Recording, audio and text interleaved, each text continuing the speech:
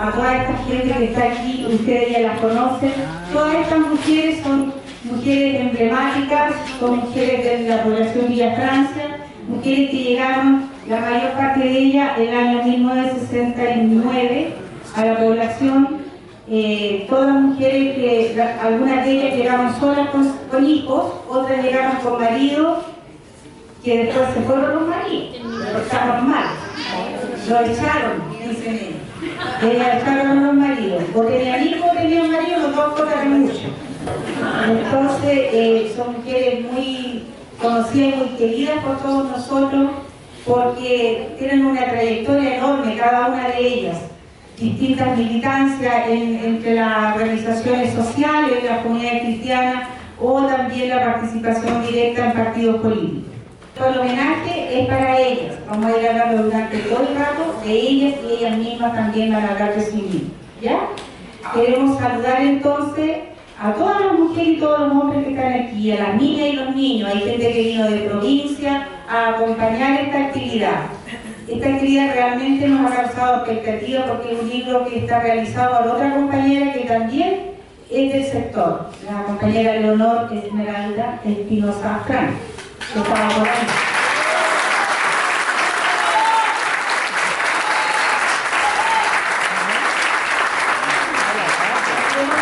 Un poco inducida porque ellos formaron parte hace mucho tiempo de un grupo que se llamaba Colectivo Chuchunco. En este colectivo Chuchunco, una de las miembros era la señora Tato. Y la Tatito les dijo un día, podríamos escribir la historia de las mujeres en Villa Francia. Así que la responsable de este proyecto y que haya tenido este final tan bonito es la Tatito.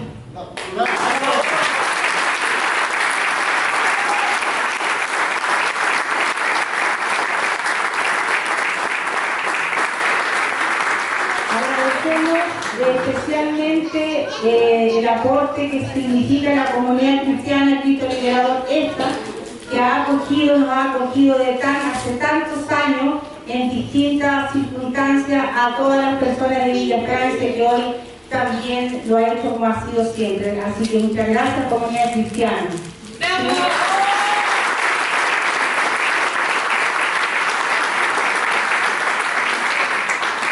Hay un símbolo que queremos hacer pequeño, muy pequeño, de improviso.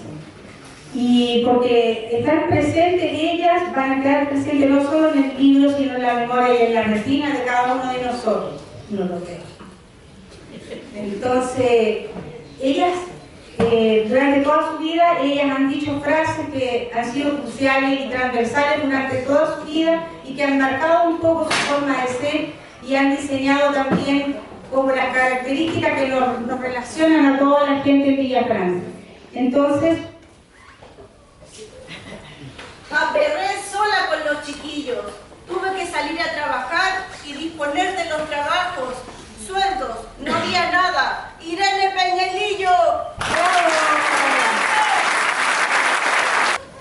En esta casa no habrá actividad hasta que vuelvan a sus casas los detenidos desaparecidos. Polita Molina. ¡bravo!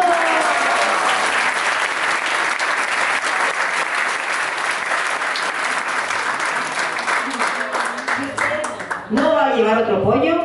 No. Si toda la gente de mi cuadra toca un pollo, ¿por qué yo voy a llevar dos? Quietita. ¡bravo!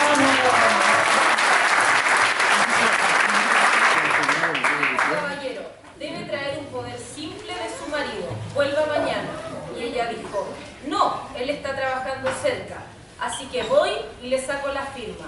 Entonces salí, le invité la firma, hice el poder y pude sacar la libreta Corby. Margarita Andrade.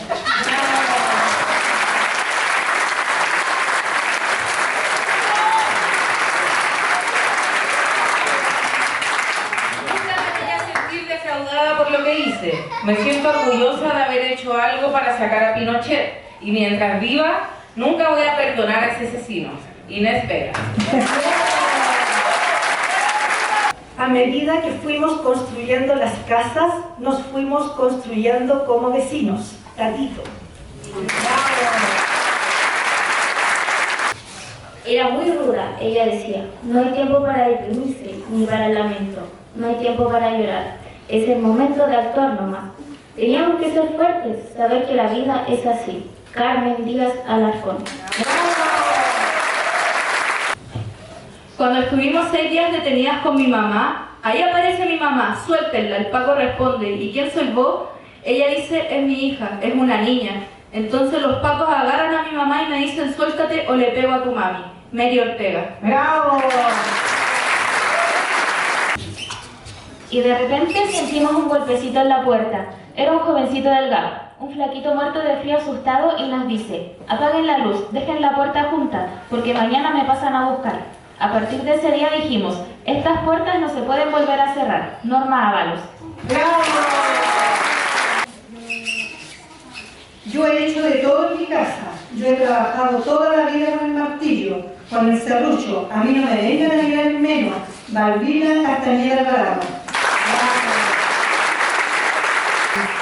Nosotros y nosotras, como de costumbre, no hacemos las cosas que se esperan que uno haga dentro de la norma, ¿cierto? Entonces, en todas las presentaciones de libros generalmente hay expertos sentados ahí, ¿cierto? Expertos que son críticos, que saben mucho, historiadores, etc. Las personas que lo escribieron y hablan de su libro. Y lo hablan bien, porque lo hacen bien, no vamos a decir otra cosa. Lo hacen bien, hablan desde la teoría, desde la crítica literaria y todo eso. Pero esta vez nosotros nos juntamos y dijimos, nada que ver, lo vamos a hacer con ellas, que son las protagonistas de su historia. Son las que escribieron cada minuto que ha transcurrido en esta población. Por eso son ellas las que están sentadas ahí, son ellas las que los esperan a ustedes, los reciben, para contarles la experiencia, para contarles cómo ha ido fluyendo la vida, cuáles son las cosas que ellas hicieron y que las relacionan a unas con otras. ¿Se parecerán? ¿Habrán similitudes en ellas? Yo leí el libro, está súper bueno. Estas mujeres tienen características similares, particulares, son mujeres generosas, son mujeres tremendamente valientes, son chúcaras. Muchas de ellas, la ternura que uno espera de las madres, ni un brillo, ¿cierto? Mujeres que son hechas producto del rigor, mujeres que han ido forjando su vida el día a día desde la rudeza, desde la carencia, desde el frío, del vago, de la soledad, desde la incertidumbre de que ¿será esto real? ¿Será que es posible construir este sueño que nosotros nos habíamos imaginado? ¿Qué iba a pasar con nosotros? Toda la incertidumbre que significa llegar a un lugar que varias casas fueron tomas de terreno, años en los que en Chile entero se estaban dando las tomas de terreno, y era un ambiente terrible igual, ¿cierto? Yo creo que hay varias de ustedes ahí, o hombres también, que tienen ese recuerdo de la angustia, del miedo. Ellas van a decir más cosas y que yo no me voy a adelantar. Pero estas son las mujeres. No hay nadie más en la vida, ni el mejor literato, más experto que ellas mismas, que son las escritoras de su vida. Un aplauso para ellas.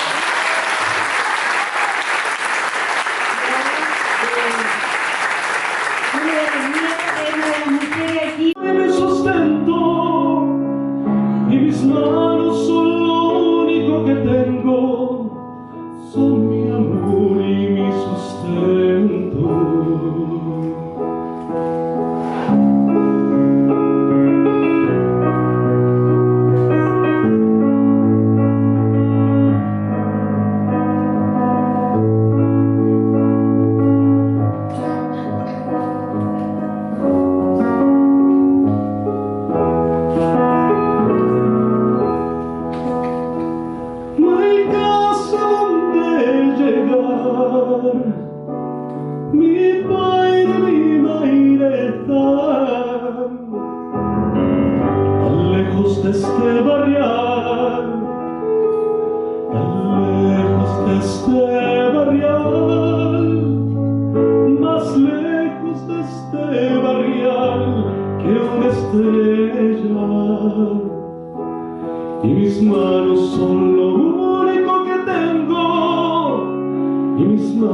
son mi amor y mi sustento.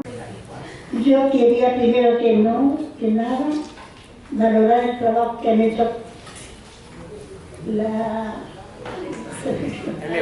Lea y el Tieno. Yo les pido un esfuerzo grande, de mucho trabajo y de mucho también económicamente. Lo primero es esto. Lo segundo es decir también que si nosotros como mujeres en Viva la Villa Francia hemos hecho algo importante, nunca lo hemos hecho solas. Siempre tenemos a alguien que nos acompañe, que nos ayude, ¿no? Las cosas importantes de la vida no se hacen solas, se hacen acompañadas sí por otros vecinos. Y mi trabajo en el obispo real fue eso, ¿no? Cuando Dolores se fue, dejándonos sola en el obispo, ¿no? Porque fue encargada superior de su congregación, ella se fue de un día a otro y nos dejamos así, ¿no? Pero tuvo el acompañamiento, por ejemplo, de la Carmen, que está aquí su hija, de la Carmen, de muchos reitados alcohólicos, y me apoyaron, me ayudaron en cada tarea, de mi hija, la Rosita, de la Marta, que todas las conocemos. Entonces es un trabajo compartido, animado, hecho con toda la experiencia que fue adquiriendo, a veces con algunos tropiezos, ¿no? Pero en la medida que fuimos trabajando en el día a día con los reeditados, con su familia, haciendo colonias, comprando puntos, fue un trabajo arduo de muchos años, pero que al final todavía estoy ahí, lamentablemente, porque Dolores y Raúl, que eran mis compañeros, se murieron, y aquí me dejaron. Entonces, a esta altura de mi vida, yo quisiera dejarlo esto. Pero bueno, aquí estoy todavía, pero fue una experiencia sobre la comunidad cristiana, como cuando llegamos a la villa, que fueron las primeras, con la isla de Ancaleo, que ya no está, formaron las primeras juntas de vecinos. En el año 74 yo llegué a la comunidad, con la mamá de la Juanita Molina, y logramos bautizar a la Sandra y a mi hijo. Y entonces de esos años aprendí que Jesús no era el que nos daba los sacramentos así, decía Mariano, era el compromiso permanente y vivido a medida de nuestros esfuerzos y nuestro cariño. Y ese compromiso me llega al obispo Alvear. Antes el obispo Alvear tenía una casa de madera. Y después la Dolores Visionaria logró tener ese gran despacho hermoso que todavía está y que nos costó mucho construirlo. Y todo, como te digo, es esfuerzo propio, pero junto a otros y con otros. Porque así es lo mejor de la vida, ¿no? Estar acompañado, estar permanente en lo que hacemos, consultarlo y vivirlo junto a otros.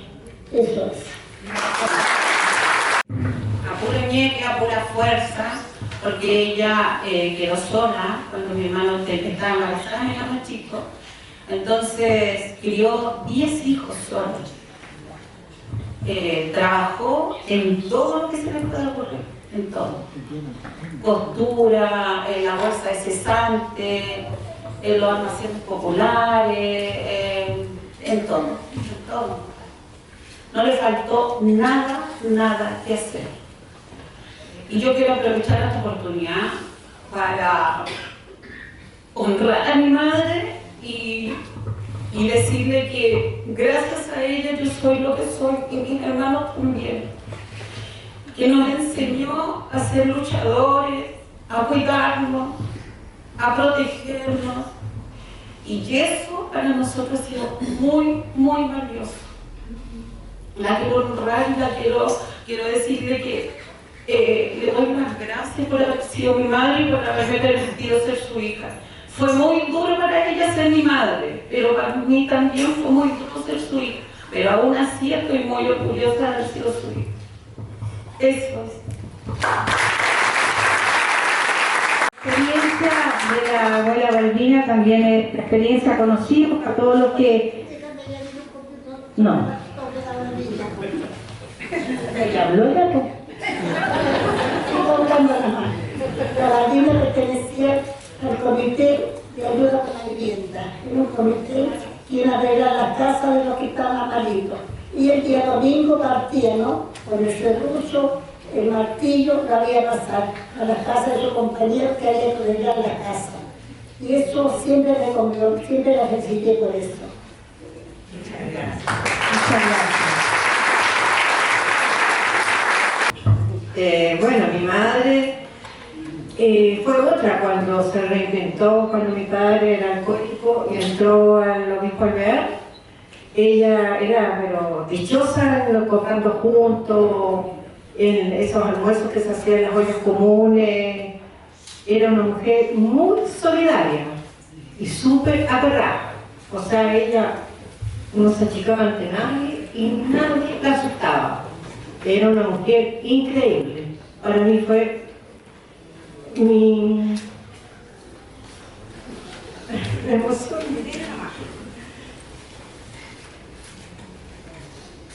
Lo que son, la mujer que soy, porque soy fuerte, soy súper aperrada, trabajadora, gracias a ella. Para mí ella era una a seguir. Yo la sigo como era ella, porque nunca nadie la asustó, nunca se quejó de nada. O sea, sufrió mucho con mi papá, con nosotros. Nosotros llegamos a la Villa Francia con una X así, un techo de lata. O sea, ella fue para mí lo mejor, una gran madre y un ejemplo a seguir.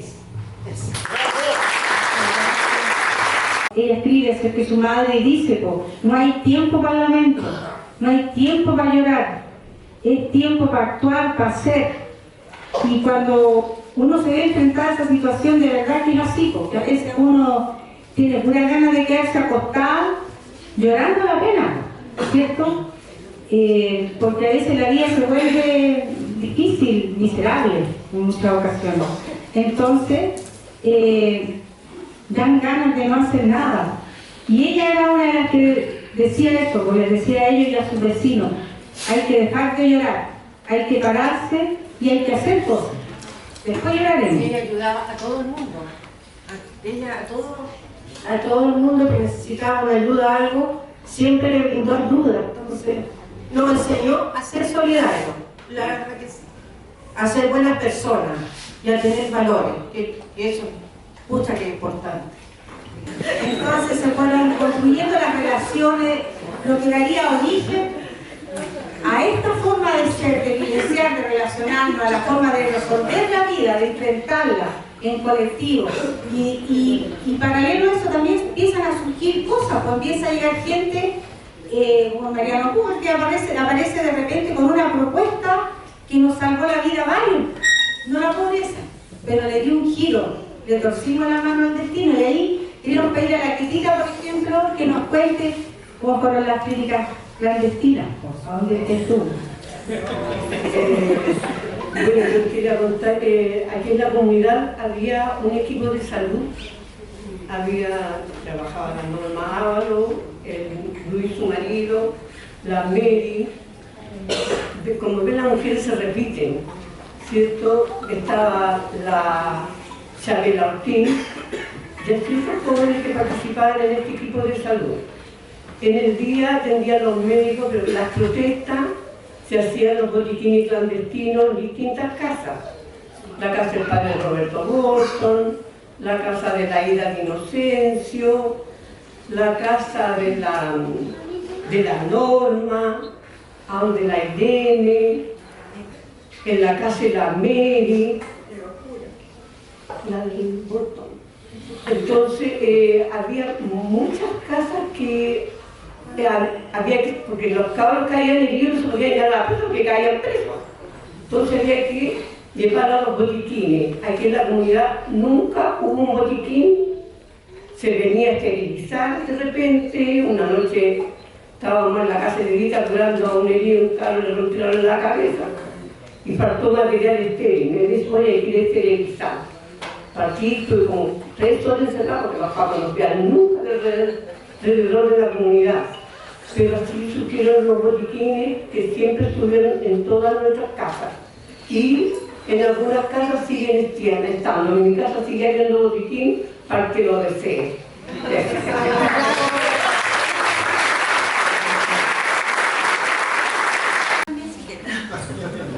Bueno, primero que nada quiero darle las gracias a la comunidad por haberme recibido nuevamente, al Quiero, a la Leo por el trabajo hermoso que hicieron.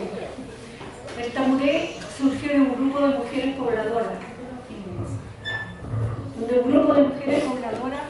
que veíamos cómo la dictadura apresaba y torturaba a nuestra gente y a nuestros niños de la población. Tamuré significó taller de mujeres revolucionarias, las cuales éramos 15 integrantes, las cuales ahora ya no están, que es Mary, Luisa, y muchas que van a quedar en el tintero, no personalidad, pero estaban los botiquines clandestinos que se llamaban, donde atendíamos a nuestros heridos, apoyábamos a la gente que caía detenida, a las mujeres que hicieron huelga de hambre les cuidábamos a sus hijos mientras ellas estaban en huelga de hambre. El Tamuré hizo muchas acciones contra la dictadura. Y yo me siento orgullosa de haber pertenecido al Tamuré y de haber ayudado al pueblo y a la gente.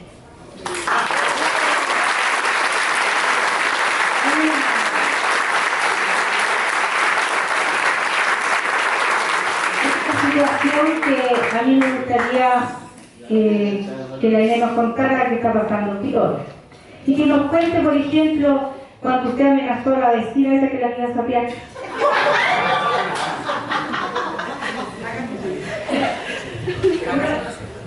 Resulta que en el pasaje donde yo vivía era la única comunista, como me decían, todos mis vecinos eran los falsos pobres como de ahora. Y un día hubo en mi casa se hacían muchas cosas, en realidad. Y un día unas vecinas me dijeron que me iban a demandar porque en mi casa se hacían cosas, en la cual escuchó la panadería la Mirta. La Mirta Lara escuchó cómo me estaban diciendo que me iban a demandar y todo. Y bueno, yo me llamó la Mirta y yo le dije, me dijo Inés, esto y esto que dice, 2 vecinas tuyas te van a demandar porque sabes que en tu casa se hacen las cosas. Iba a venir de vuelta a la casa y me encontré con el pelado Molina. Y me dice, Flaca, ¿qué te pasa? Oh, le digo, le digo, mira, me quieren denunciar porque en la casa hacemos las cosas. Y me dice el pelado.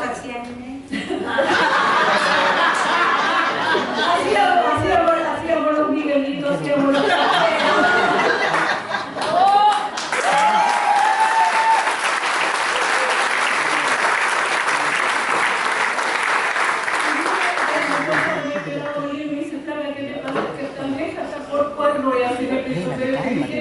me van a demandar porque saben que en mi casa yo no recibo toque. Y perdonando el vocabulario ante todo, me dice el pelado, dime cuál es la vieja suya y su madre. Me voy a ir a quemar la casa a la noche. Yo le digo, pelado, por favor, no, más prudencia, que me pongan allá a mí. Y esas son las anécdotas que me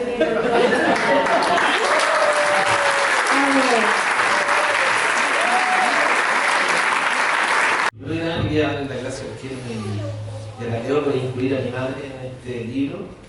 Bueno, a todos que están acá homenajeando a esta mujer. Y primero quiero contar un poco la vida de mi mamá. ¿Ya?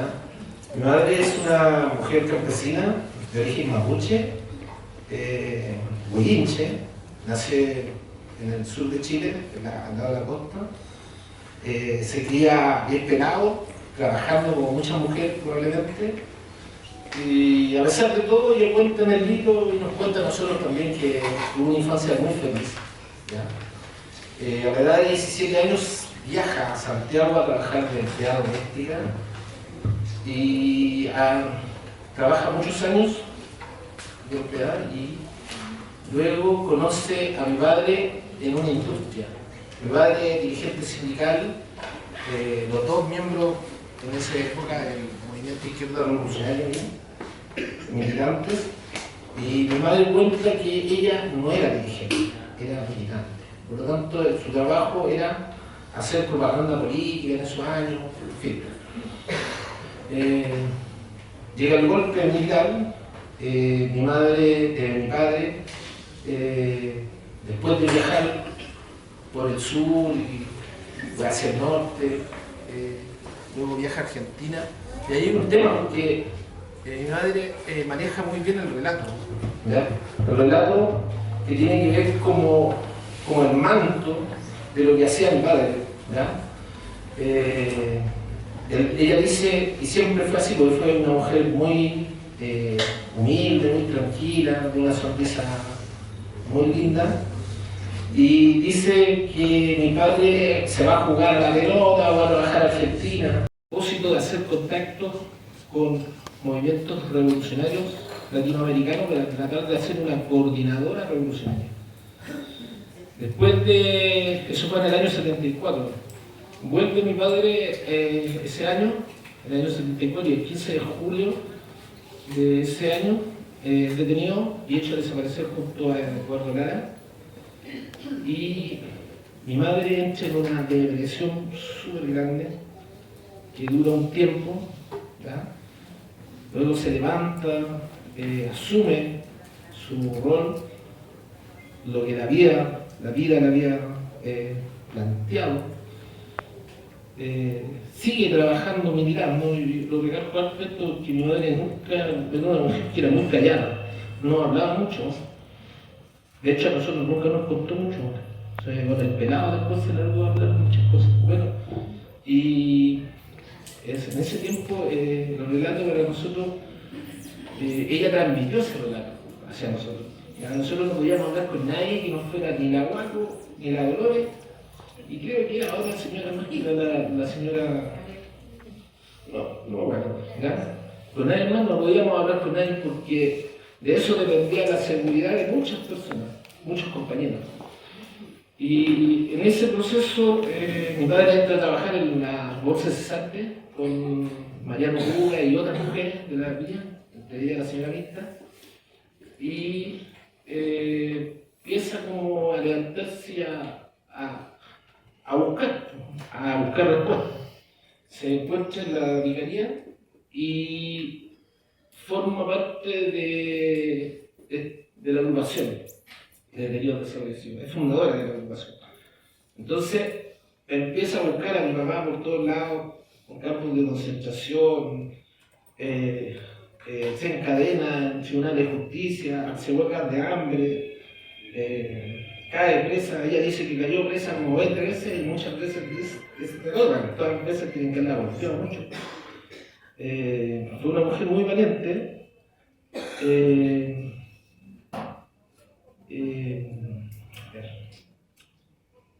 En una oportunidad caímos presos nosotros tres con ella y los pacos le dicen que las mujeres que tengan hijos se tienen que ir porque era justo un minuto antes del toque de queda. Y todas las viejas de la agrupación agarran un cabro chico y a ella la dejan sola, porque la dejan sin hijos. Entonces no van a estar peleando para poder salir. En fin, eso fue una anécdota de las veces que cayó presa. Luego está en estas huelgas de hambre. En esa oportunidad, yo rescato alto esto, seguramente está usted también, señor Inés, y muchas mujeres de acá, que a nosotros nos acogieron mucho, los cuidaban cuando mi mamá hacía, porque trabajaba y después tenía que ir a la agrupación, a hacer acciones, y muchas veces caía presa, y muchas veces eran ustedes las que estaban ahí, la Guaco, me acuerdo mucho de la Guaco, y ella siempre estuvo con nosotros. Y bueno, pasan otras cosas, después aparece el pelado Molina, que es el compañero de mi mamá, el famoso pelado Molina, el Jorge, que también era militante del MIR y era de las fuerzas centrales del partido, por lo tanto él andaba haciendo cosas que mi mamá también, el relato que nosotros no podíamos hablar, que no podíamos contar nada, que siempre teníamos que cuidarnos, muchas veces por buscar al pelado, personas extrañas, y nosotros aquí no vive, aquí no lo conocemos, mi papá no tenía desaparecido, se lo llevaron los milicos, y ese era el relato. Por lo tanto, ahí hay una cosa que mi mamá, hasta el día de hoy, transmitía el mismo relato. Esa es la lucha de la Irene hasta que falleció, y bueno, también como todas, un orgullo de su fuerza, de su compromiso, de su militancia política, primero con mi padre y después con el pelado. Y eso, que estoy orgulloso de vivir, ¿no?, como familia.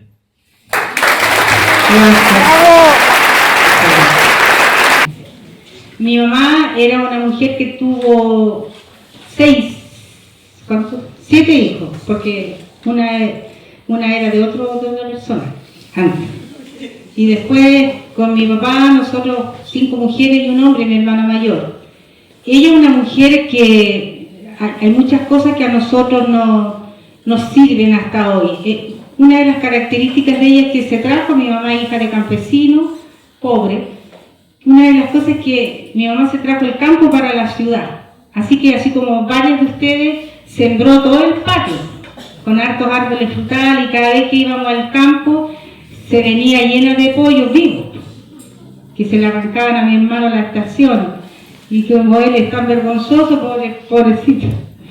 Mi mamá era una mujer muy luchadora y la pasó mal porque ella era viuda. Mi papá murió antes que mi mamá se viniera para acá, y cuando llegó aquí, igual que todas las demás mamás, ella de la nada, absolutamente de la nada, con 6 hijos chicos, y que me imagino yo cuántas veces debe haber querido ella no despertar nunca más, quizás con cuántas veces tuvo depresión, y en esos años estábamos lejos de conocer psicólogo y poder preguntar si lo que estaba viviendo era adecuado a lo que se estaba, la realidad que cada uno vivenciaba. Mi mamá nos enseñó cosas muy maravillosas. Vivimos las carencias de pobreza y de ausencia de 1000 cosas, pero sin embargo hay algo importante entre todas nosotras, que somos todas buenas para reírnos. Porque mi hermana Tamara, que está por ahí, no quiso hablar, porque llora. Entonces, una de las cosas que ella hacía, porque realmente había días que uno se acostaba sin comer ni una cuestión. Entonces, cuando no había nada para comer, mi mamá se sentaba y nos sentaba todo y nos empezaba a contar anécdotas de miedo del campo. A veces no tenía historia porque las había contado todas, pero de la nada empezaba a reírse. Y nos reíamos tanto que no íbamos contentos a dormir. Ahora sabemos que eso se llama risoterapia. Pero mi mamá le torció la mano al destino realmente, porque el futuro que nos esperaba en esos años a todas las niñas era encontrar un marido que a uno se la pudiera llevar y la mantuviera, y de paso unas lucas para la familia. Era lo que se esperaba. Y los hombres expuestos al tema de la droga, el alcoholismo o la delincuencia. Sin embargo, mi mamá, no sé cómo, una mujer muy fuerte, muy bonita ella, muy inteligente. Mi mamá campesina, hizo hasta el sexto humanidades, tenía una letra maravillosa, y era, con los nietos demostró, la Magdalena especialmente, mucha dulzura. Con nosotros era bien parecida con la abuela Balbina, con la Irene, la Tato, no mucha ternura explícita, más bien pesadita. Y entonces, pero este agarre, este empuje que tenemos, especialmente las mujeres, lo aprendimos de ahí. Creo que la mejor escuela que tuvimos las mujeres son de nuestras madres, y mi madre no quedó exenta de eso, una mujer luchadora, valiente, muy inteligente, tenía la sabiduría popular, y era una mujer que yo estudié para la prueba de historia de actitud académica en ese tiempo, y me ayudó ella. Tenía en la memoria todos los presidentes y todas las obras más importantes que habían hecho. Aún así no quedé. Mira cómo me hace el que no domino. Entonces, bueno, eso, agradecerle también a mi mamá, que somos quienes somos. Todos nosotros estudiamos después, porque cuando éramos chicos, con suerte, uno tenía plata para el campo o para tomar tecito. Entonces las ganas de estudiar y de descubrir un poco más la vida y el tema más académico nos surgió, yo creo, al alero de esta comunidad cristiana y de Mariano Puga, Roberto y toda la monja, que nos empujaron a todos nosotras y nosotros a no parir tan jóvenes y a jugarnos por cambiar la vida, por enfrentar y asumir la vida de un modo distinto. Así que yo también le rindo homenaje a la Juanita Molina.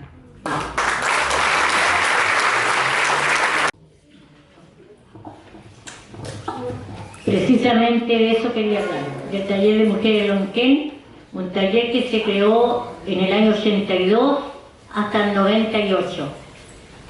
Muchas mujeres, casi 80 mujeres pasaron por el taller Lonquén, dejando una estela de sabiduría, de compromiso y de trabajo con las demás.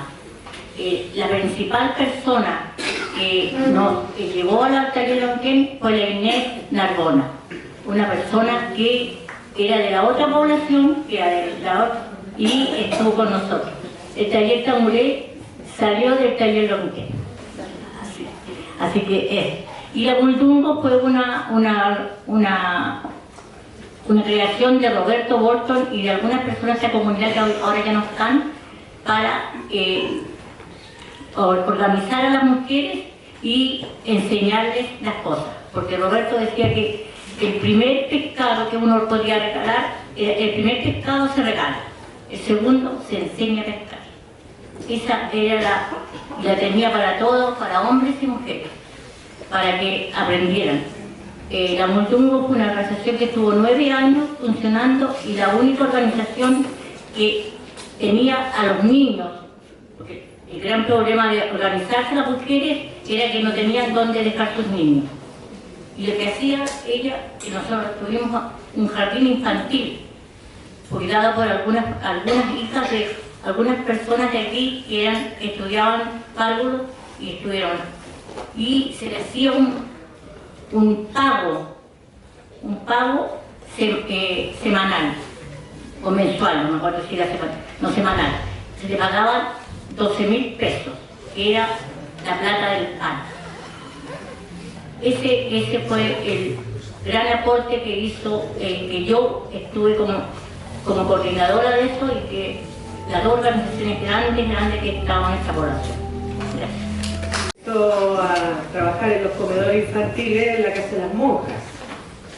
Nosotros éramos chiquititos y mi mamá preparaba la comida con otra señora, Teresa, la señora Margarita, no sé, partían con el fondo, con un palo de escoba cruzado, caminando desde aquí hasta la Casa de las Monjas.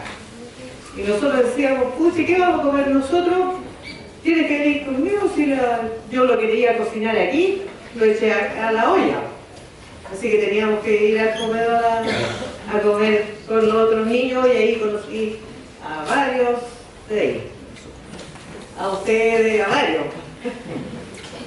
Bueno, lo otro, que mi mamá también se organizó con algunas mujeres y formaron ¿cómo se llama? El comprando juntos. Se juntaban y compraban por mayor. Al comprar por mayor, después entre ellas mismas se lo vendían a un precio un poquito más, por cosa de tener más recursos, para comprar más cosas, así que se compraba todo por mayor. Bueno, y lo último, que mi mamá siempre le tenía miedo a la sangre, no le gustaba la sangre. Pero con el tiempo tuvo que empezar a curar gente. Bueno, ahí ella estuvo trabajando con los médicos del mundo. Mi mamá al final terminó sacando balas. Así que fue bien caótico. Y en la casa siempre llegaban, todos los heridos llegaban a la casa. No pasaban muy piola así, pero bueno. Pero así fue mi madre. Sería como eso. Muchas gracias. Bueno, ahí empieza todo ahí empieza toda una carrera, por decirlo de alguna manera, para salvar gente, ayudar a gente que estaba en peligro, con amigos de la Vicaría de la Solidaridad, con amigos de la comunidad, con la hermana Dolores, con mucha gente que nos cooperó, por decirlo de alguna manera. A ver, me cuesta contar de esto porque nunca lo he hablado con nadie, nunca lo he he dicho, mira, pasó esto en mi casa, no. Entonces me cuesta decirlo. No tengo un nombre para ello, pero hay personas que se encargaban de mandarnos gente o de traernos gente. Nos avisaban desde Concepción, venía en el tren, tal persona, que llegaba a tal hora que había que recogerla. Esos eran los contactos de María Dolores. En solidaridad le avisaba a mi marido que trabajaba en otra vicaría, y que fuera a recogerlos a tal parte. Tuvimos en nuestra casa muchas personas, muchas, durante todo el tiempo de la dictadura, los tiempos más difíciles incluso. Y si me preguntan a quiénes fueron, nunca hasta el día de hoy he sabido quiénes fueron. Gracias a Dios no lo supe nunca, porque si me hubieran detenido y me hubieran, como me decía Mariano Puga, cuando te estén martillando los dedos, sí vas a hablar. Entonces podría haber sido más grave la situación. Pasaron hombres, mujeres, niñas, niños, adolescentes, jóvenes universitarios, mucha gente de partidos políticos, de organizaciones sociales. Pasó mucha gente por mi casa. Pasaron personas, hijos, hermanos de gente de esta comunidad, y que ni siquiera sus otros hermanos se enteraron, porque había que guardar silencio. Pero sentimos, en el primer momento que vimos lo que estaba pasando, sentimos que teníamos que hacer algo y hacerlo ya, ahora, no esperar a mañana, no esperar a que pasara el bombardeo a La Moneda o que pasara las detenciones que hacían en las poblaciones. Había que hacerlo ya, y lo hicimos, pero no lo hice solo, lo hicimos siempre con mi esposo. Todo lo que hacíamos, lo hacíamos los dos, comprometidos los dos.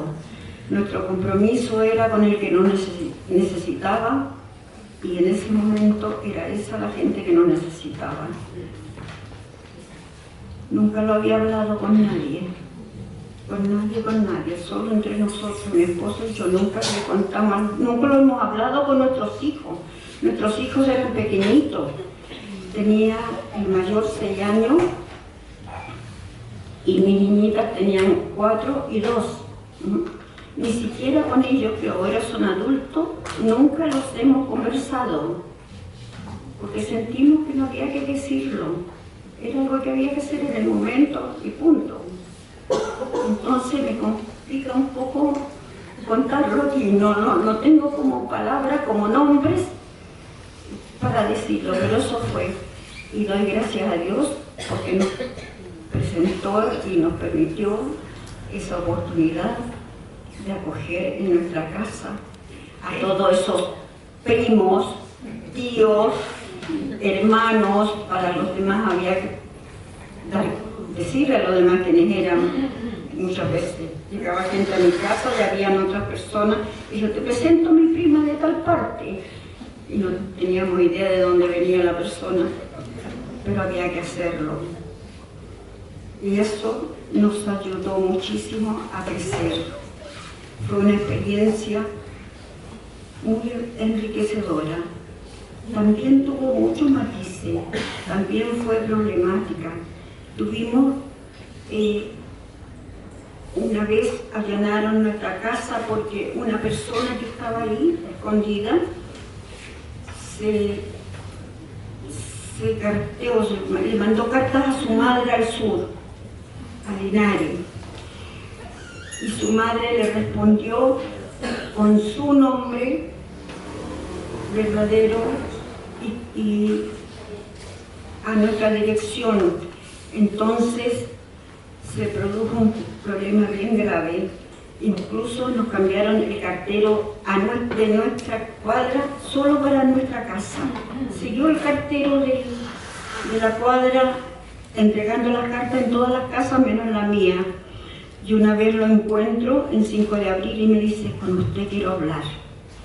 Tenga cuidado, usted está fichada, usted está muy vigilada. Y es cierto, por año y medio más o menos aproximadamente, nos tuvo la DINA con puntos fijos, con vehículos fijos fuera de nuestra casa vigilándonos.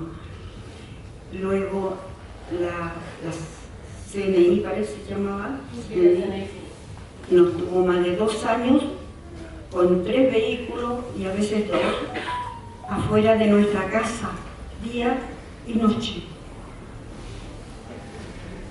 Cuando hacía mucho frío, recuerdo una vez que mi marido va saliendo con una bandeja con unas tazas de café. Le digo, ¿a dónde vas? Tranquila. Y después me cuenta, me dice, es que estaban, perdónenme la expresión, que los huevones que están vigilando no estaban cagados de frío. Les llevé cafecito para que se calentaran. Salía a conversar con ellos, salía a fumarse un pucho con ellos. Eso fue realmente conflictivo para mí, sobre todo que tenía a mis niños y que los exponía. Sabíamos que poníamos la vida nuestra, la de a lo mejor nuestros vecinos, y de nuestros hijos y de nuestra madre, que se quedaba mucho con nosotros. Pero había que hacerlo. Y siento que era mi obligación hacerlo y doy gracias a Dios por ello. Gracias por escucharme.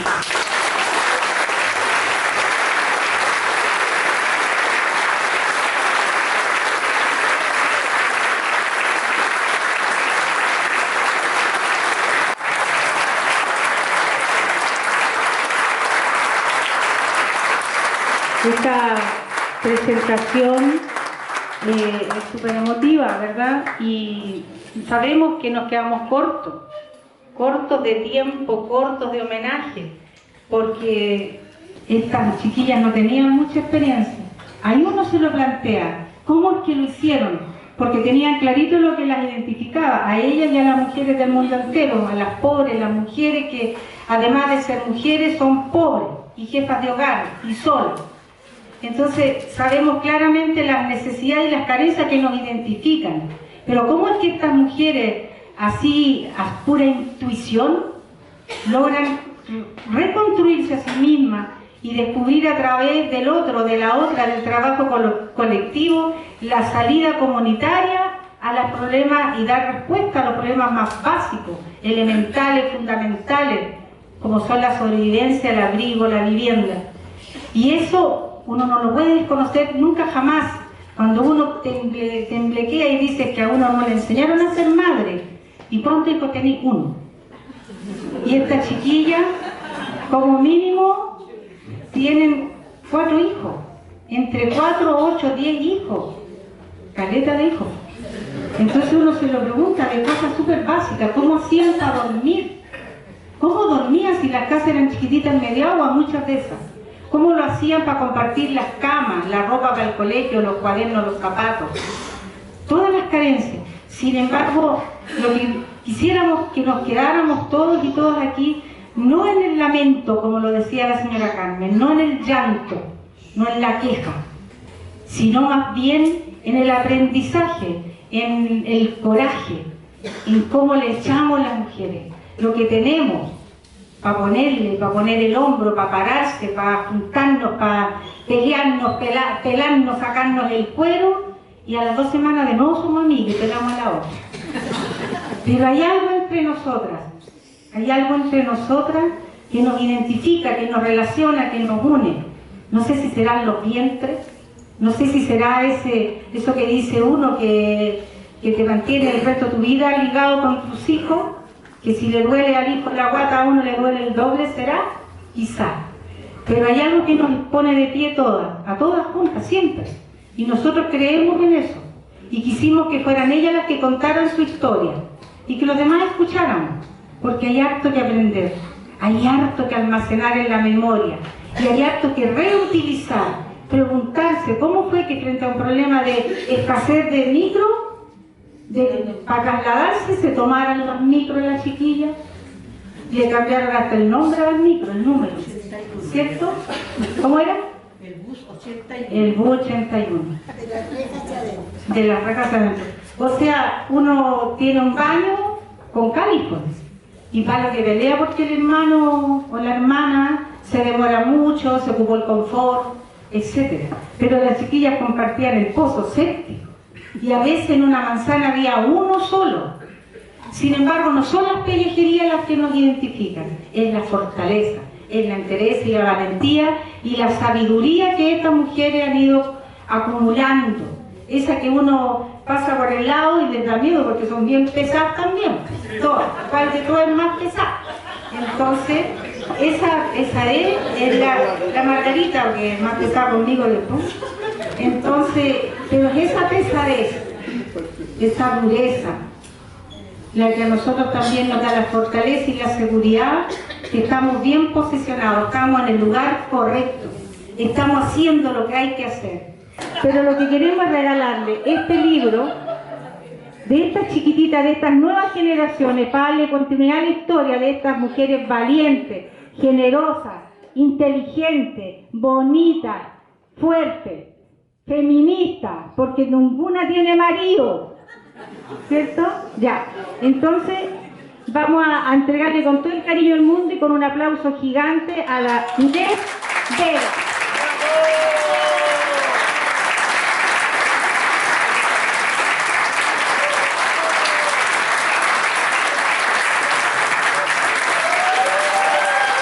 Este otro librito a la Tatito, que está al lado de la Inés.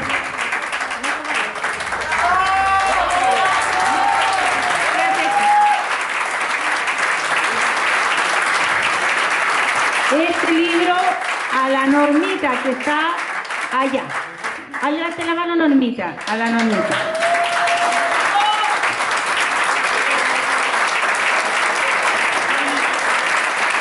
La Rafa a su abuela Queta, pues.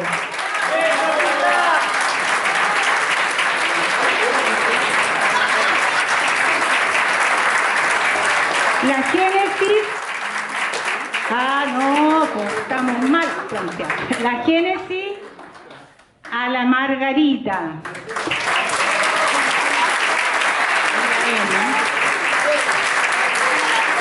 La Emma le va a entregar a ese caballero que está ahí para que lo guarde por la Irene Peñailillo. Vaya a entregárselo.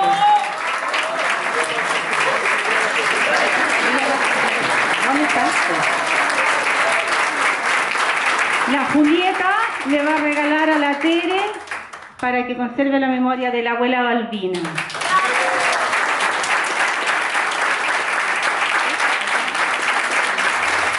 No importa, que está encerado, recién enceramos. Esta, ¿cómo se llama usted? La María Emilia a la Carmen. Vaya, ahí. Este librito se lo vamos a entregar a la señora que está delante por la Mary. ¿Quién falta?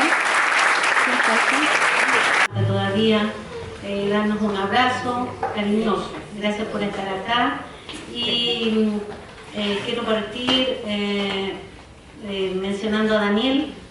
Este trabajo ha sido con su apoyo absoluto. Lo contactamos una vez, le dijimos la idea, le contamos un poco. Daniel Uré es parte de un colectivo que salió de la Universidad de Santiago y que trabaja con historias y recuperación de memoria de varias poblaciones de Chuchunco.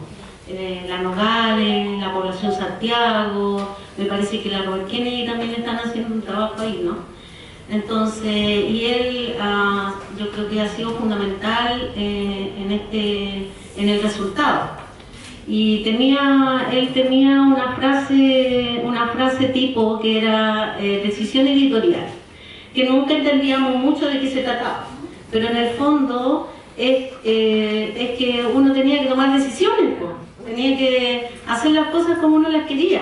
Es decir, no sé, el tamaño del libro, el color del libro, la portada del libro, cómo se escribe, el tipo de letra. No, porque ustedes deciden. Bueno, y ahí está, ustedes deciden. Eso es, este bonito trabajo, después de 3 años, desde el 2023 en adelante, con la voluntad y la venia de todas ellas, por supuesto, bueno, de Irene, por supuesto, que no está ya con nosotros, pero con la venia de ella, finalmente ha llegado a término. Así que yo voy a leer, no soy tan chistosa como mi cuñi, y nos falta un cuñi también aquí, que es el Oscar que diseñó la portada y lamentablemente no pudo venir, parece que está enfermito, así que igual los agradecimientos para él, la Magdalena, que la Magdalena se preocupaba de las mayúsculas, las minúsculas, las comas, los puntos, los 2 puntos, los paréntesis, me tenía loca en realidad. Loca con la cuestión. Algo aprendí, no mucho, pero como yo conocía las entrevistas, conocía la historia, entonces tenía que igual ponerle color para combinar ambas cosas, no fue muy fácil. Este libro, este objeto hermoso, es como lo imaginamos. Quisimos un buen libro, ahí está. Buen papel, qué sé yo, lo hicimos en galón, acá. Miro 3 años y veo al colectivo Chuchunco cuando la Tatito propuso la idea de escribir la historia de las mujeres de la villa, y también veo todos los obstáculos que sorteamos y digo, sí podíamos. Desde el 2023 el recorrido estuvo plagado de descubrimientos, sorpresas y emociones sobre ustedes, de su vida, su historia, sus alegrías y dolores, de cómo son hoy, de cómo están, cómo conservan el espíritu guerrero, la sabiduría y la entereza intacta. ¿Cuántos de ustedes y de ellas, los que no están acá, está presente en la familia que construyeron, en las huellas que han dejado, en las enseñanzas? Cuando dicen las hijas y nietas, ella me enseñó, lo aprendí de ella. Esas huellas que trascienden también a la villa, en los otros lugares por donde transitaron los médicos del mundo, hospitales, coordinadoras, talleres de mujeres, partidos políticos, PRODEMU.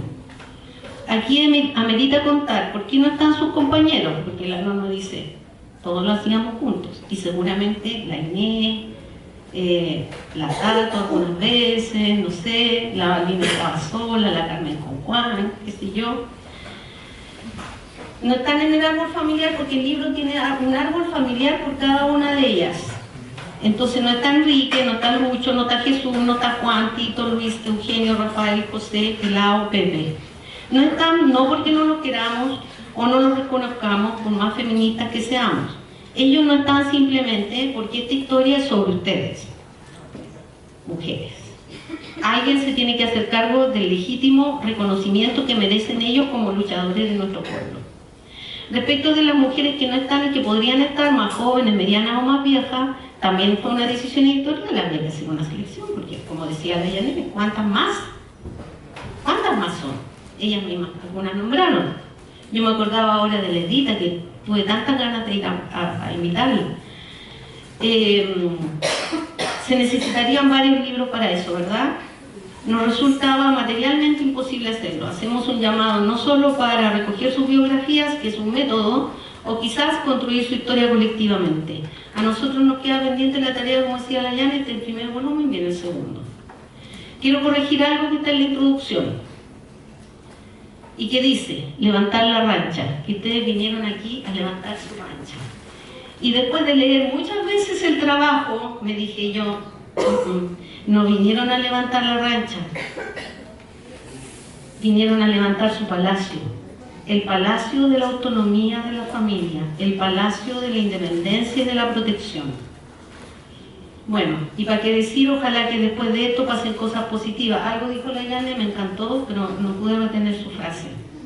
Dicho eso, ante cada llamada o contacto de entrevista que hacíamos sentía un poquillo de incertidumbre. Yo no sé si a Eugenio le pasaba algo parecido.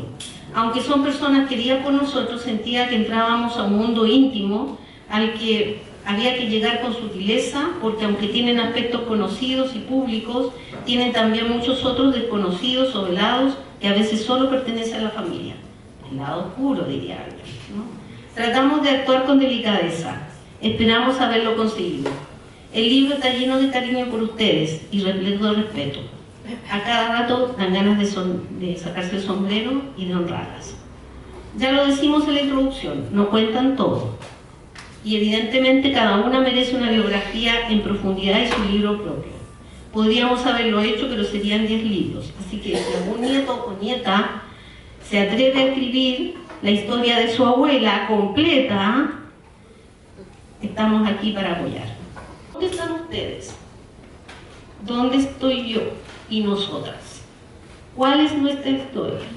Como dije, solo la excepción. La primera novela latina, La pilota, La bruja de la colonia, la que mató al marido y después se lo comió. Ahora, gracias a las tecnologías digitales, hay mucho más recursos para el rescate de todas las olvidadas y silenciadas. ¿De qué se trata todo esto de escribirnos? ¿Para qué sirve? ¿Es para que la villa y la familia tengan un bonito recuerdo de ustedes? Sí, pero también porque sabemos que ser la excepción es muy difícil de alcanzar. Para nosotras, no estar como grupo, como género, tiene un tremendo impacto en la identidad, en el quiénes somos y en la valoración de cada una de nosotras como humanas. Aunque ninguna de ustedes aquí presentes, o sea, la Tato, la Inés, la Norma, la Enriqueta, la Margarita, la Balbina, la Carmen, la Irene, la Mary, la Juanita, tienen ningún problema con su valoración. O sea, por favor, ¿ya? Hay que tener cuidado aquí. Son excepcionales, tienen un sello especial. Pero la idea no es ser la excepción, sino que la idea es que nuestras hijas y nietas y amigas más jóvenes tengan la certeza que la imagen, esa imagen que nos hacemos se construye con referentes, mirando a otras. Ellas son mis referentes. Con otras imágenes. Lo que no nos gusta no lo repetimos. Con otras iguales, otras mejores y en grupo. Somos los espejos en que nos miramos. Y esa imagen con la que nos construimos es decisiva en la vida personal y social. Ustedes son una potente imagen de mujer a esa construcción, de cómo se puede ser y qué se puede hacer en determinadas circunstancias, en el hogar, en la población, en el trabajo, en la calle, en la vida pública. Son las sabias de la tribu. Y escribirnos desde todos los ámbitos posibles, personal, social y con todas las versiones, porque tenemos más de una versión, es un acto político. Ser mujeres capaces de cambiar lo que nos rodea es un acto político, pero también de profunda humanidad. Ustedes no dudaron, con sus hijas e hijos estuvieron en la olla común, la barricada, las clínicas clandestinas, protegiendo a las personas perseguidas. También algunas tuvieron sus propias batallas al interior del hogar, revolucionaron su casa y salieron a revolucionar la población. Hicieron un trabajo en equipo por sobre sus diferencias que las tuvieron y fuertes. Era más importante la tarea y esa idea sigue vigente. La mayoría de ustedes tenían sus historias personales, alguien que le mostró la ruta por donde transita el pueblo, como Balbina, que de niña era vestida con el uniforme del Partido Socialista, o como la Tato y la Margarita con padres militantes comunistas. Hoy las mujeres son protagonistas de la comunidad cristiana, están en la primera línea. Ayer lo fueron en los centros de madres, el obispo Alvear, organizaciones políticas. No están a la sombra de nadie. Entre las mujeres hay diferencias, claro que las hay. Matices, características, énfasis, actuales distintos, y a veces lo que nos distingue o la diferencia causa rechazo. A eso quiero apuntar, a la valoración como género en conjunto, en el equipo de salud, en el comedor, en los talleres de mujeres, en el obispo, en la búsqueda de los compañeros, en la tarea pastoral. Se puede leer a una comunidad de pobladoras en colaboración, en cuidarse unas a otras, acompañarse y quererse, que se sobrepuso al juicio, a la censura y a la ofensa, y también a las amenazas y a la persecución. También trasluce críticas duras, dolor y rupturas que permanecen hasta hoy. Parece ser que se sobreponía el apañe, como dicen las chiquillas, y la aceptación para crecer en la tarea a través del análisis y el descubrimiento.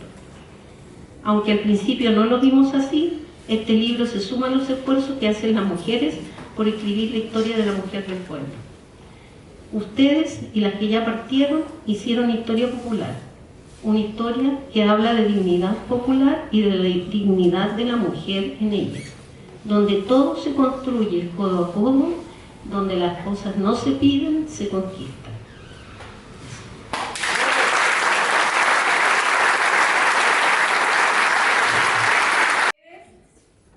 Queremos agradecerles un montón por esta invitación. Es un honor para nosotras estar aquí con ustedes. Estoy un poco emocionada. Es un honor porque siento que también para nosotras ustedes son como un faro, como una lucecita, que si de alguna manera sabemos que si la seguimos vamos a ir por buen camino. Así que muchas gracias por esta invitación. Quiero presentar las canciones que vamos a cantar a continuación. La primera es una cueca, que es una composición nuestra. Es una cueca que escribimos para el pueblo palestino, pero también para todos los pueblos que resisten y luchan. Y la segunda canción es Elegía para una muchacha roja, de Patricio Más. Esperamos que les